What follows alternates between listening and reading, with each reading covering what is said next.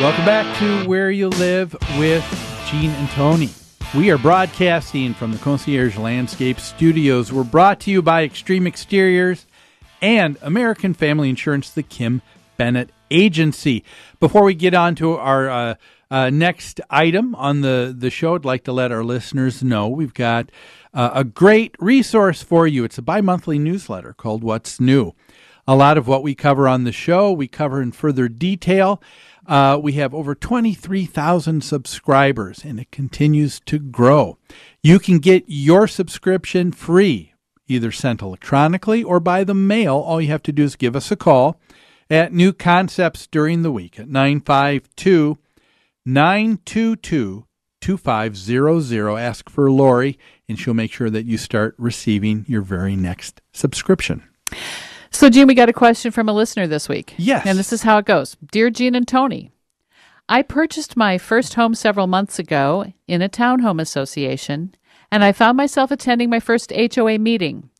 For as long as I can remember, I've heard nothing but negative comments about homeowners' meetings. I can tell you now they are all correct. The only thing that got accomplished during that meeting was that Zumba, the popular dance fitness program, would be allowed in the clubhouse under a number of face-frowning stipulations. Oh, of course. What is the missing piece with people who cannot seem to be civil enough with each other to discuss and work out issues? What do you think, Gene? What's up with this? Could something have been more concisely put on? It was very well put. On what on how a number of homeowner association meetings end up kind of deteriorating too. Yeah.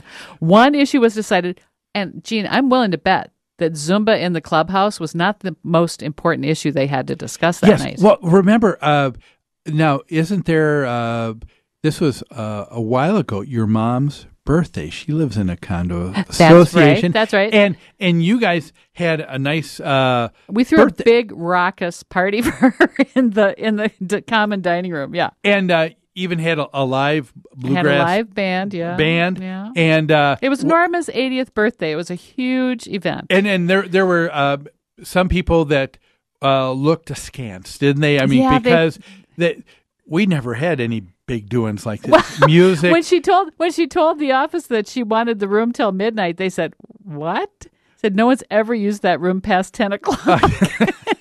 In the seniors only building. Yes. So anyway, Zumba in the clubhouse probably was not the most important issue, and yet that's the only thing they got done that night. Well, Norma, that's just something for you. Zumba in the clubhouse. Maybe she can bring that there too. But yes. So anyway, how do people get things done in these board meetings? Yeah, this person really saw what happens, and I'm going to say it doesn't happen in a majority of the associations. Right. From or time every to time, once in a while, yeah. From time to time, it's going to happen because you're dealing with individuals who have different expectations. Mm-hmm. They have different goals of what they want to accomplish. Sometimes you'll get an association where the people that are in leadership, that's how they end up running the meetings, and it gets to be very frustrating for everybody else. And that's what people think of categorically when they think of a homeowners association meeting. Well, so what's missing? The missing piece is how to communicate to one another. And there's something we've talked about it so many times before. It's this lovely little thing called Robert's Rules of Order. Yeah. Now, I'd like to give our listeners a little bit of background. You know, I'm former history teacher, and I think that this was fun when I found out. Now, Henry Martin Robert was born in 1837 in the United States. He ended up eventually serving as the chief of engineers in the American Civil War. And so years after the war, he wrote his now famous book. We know it as Robert's Rules of Order, but when he first came out with it, it was called the Pocket Manual of Rules of Order for Deliberative Assemblies. Okay, all right. I liked what he You like that there. title, yeah.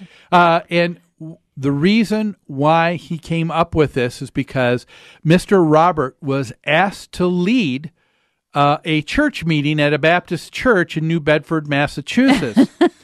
And it went horribly.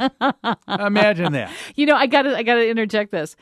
After homeowner association boards, what I think is in people's minds is the most dysfunctional type of meeting is church boards. Church boards. In my experience, yeah. And so he ended up coming up with what he has as rules.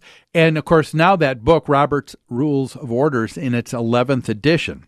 And it's considered the go-to work in regards to parliamentary procedure. Some people get scared of these. But this is exactly what it's meant for, is what this writer is complaining about, that people don't communicate, they aren't civil with each other, They don't discuss things and work out issues. That's exactly what this manual is meant to address. Now, when we take a look at Robert's Rules of Order, we look at it as a very helpful tool. That's right. To keep things moving. What are some things that come to your mind of what you appreciate about Robert's Rules of Order, what its goals are? What I appreciate is it gives everyone the opportunity to speak. Yes.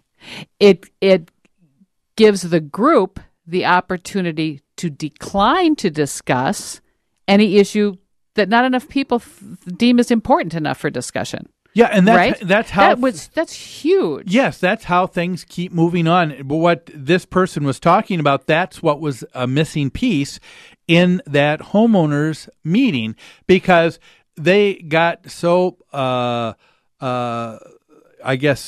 drugged down and just in the mire. Yeah, mired down, yeah. With the talking. They couldn't get through the agenda items, and all they could do. And if you're following Robert's Rules of Order, someone makes a motion. Yes. I move that we talk about that we allow Zumba classes in the clubhouse. Yes. Does anyone second that motion? If nobody seconds the motion, that means no one else is interested in this topic, and it's dropped. Yes. It's done. That is what is great about Robert's Rules of Order, because then you move on, and that can be done very effectively. So if you're dealing with the person who's got the one axe to grind, right? I've been asking for Zumba for 2 years. You can very efficiently and effectively say, is there a second? And if everybody else says, hey, we've gone down this road before, nobody seconds it, end of discussion. End of discussion, that's right. But you're right. I like the idea. The purpose of it is to encourage everybody to speak up and to be able to get all sides of an issue discussed, because then and only then can you come to a decision. Once the motion's made and someone has seconded it, that's when you start discussing the issue. The pros, the cons, the arguments for, the arguments against. You give everyone an opportunity to speak. Then you call for a vote on the motion, correct? Mm-hmm. And what's nice about Robert's Rules of Order, it allows for friendly amendments. So as people discuss, all of a sudden someone will say, wait a minute. So instead, would you be open to amending it? So instead of saying this, that we'll add this other piece, and the person goes, yes. And now all of a sudden, what are you doing? You're building a consensus. There you go. Instead of of one person saying, I'm going to push through, darn it, my way or the highway, right? Yeah. And so I think that is a very important piece. And it's wonderful. Robert's Rules of Order works. What is the basis, though? You have a small paragraph here. What is needed for Robert's Rules of Order to work? Yeah.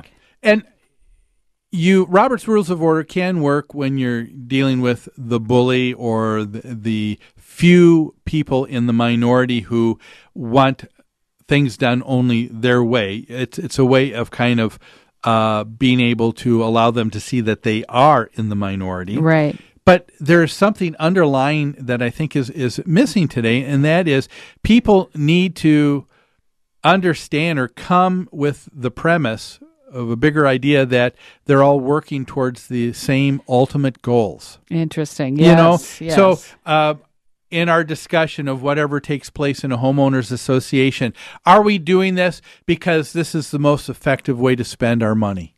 Is this we're thinking of the community as a whole, not just the individual. Is this a way? So you have to have that premise in mind. Yes, to approach these meetings. Yes, because if people only have that, I'm going to just try and do and use whatever I can just to get my way done.